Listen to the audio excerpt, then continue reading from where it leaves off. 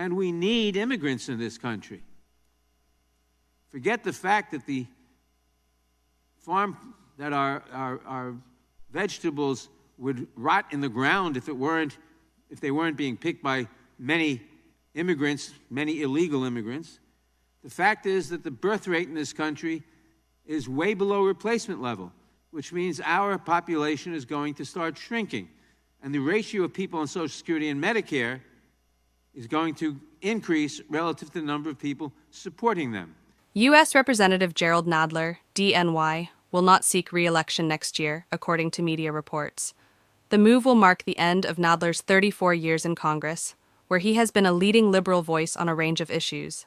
Watching the Biden thing really said something about the necessity for generational change in the party, and I think I want to respect that, Nadler told the New York Times. That was evident when Nadler, 78, was forced to give up his House Judiciary Committee leadership at the beginning of the term when it became clear a younger, more energetic colleague would beat him. Nadler has been a vocal critic of President Donald Trump, warning fellow Democrats about Trump's leadership style. The two have sparred dating back to the 1980s over Manhattan development projects. "I'm not saying we should change over the entire party," he said, "but I think a certain amount of change is very helpful, especially when we face the challenge of Trump and his incipient fascism."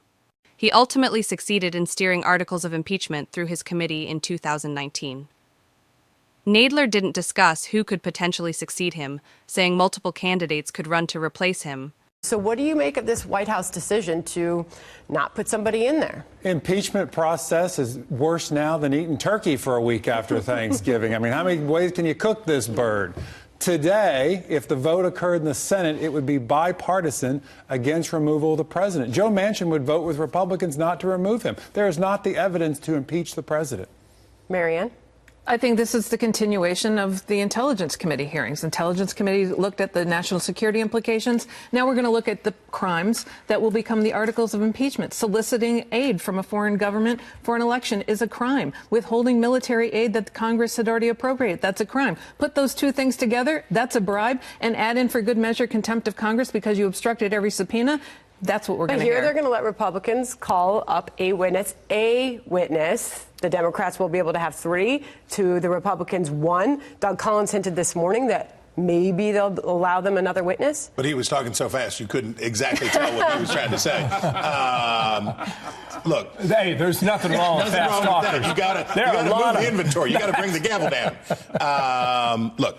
The Intelligence Committee acted as the finder of fact. They acted like the grand jury, right?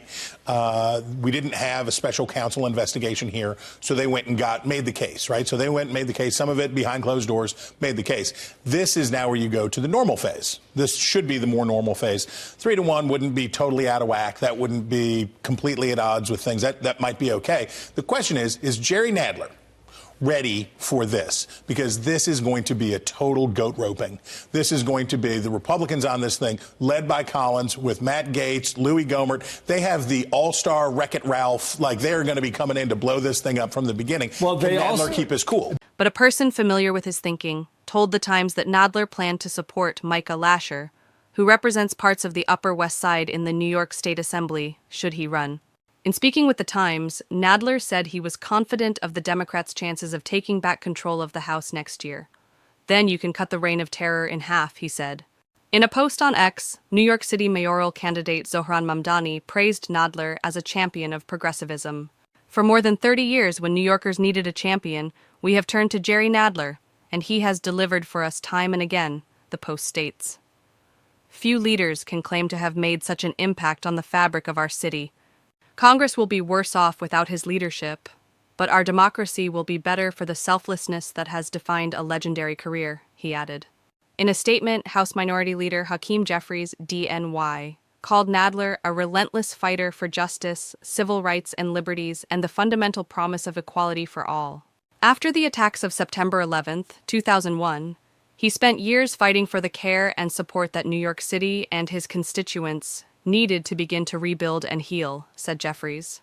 As dean of the New York delegation, Congressman Nadler has been a dear friend and valued mentor to myself and so many others throughout the People's House. Jerry's years of leadership have earned him a spot among our nation's greatest public servants, he added. He will be deeply missed by the House Democratic Caucus next term, and we wish him and his family the very best in this new chapter.